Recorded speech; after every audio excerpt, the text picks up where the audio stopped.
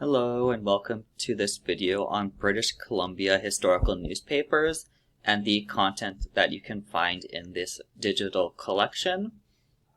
Within the British Columbia historical newspapers, you will find scanned copies of the daily newspaper from the province, the Times Colonist, and the Vancouver Sun, dating up to the year 2010, from the year that each of those newspapers was founded.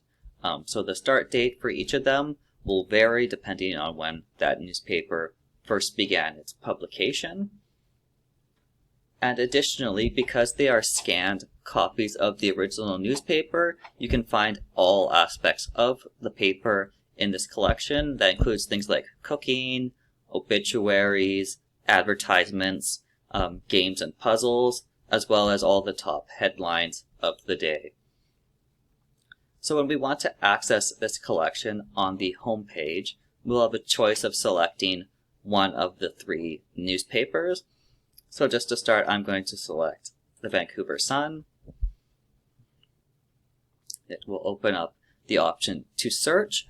But if you're interested in using more than one of the three databases, so for example, maybe you want to search all three at the same time, there's this Change Databases option that if we select, it will give us the option to select any number of the three databases.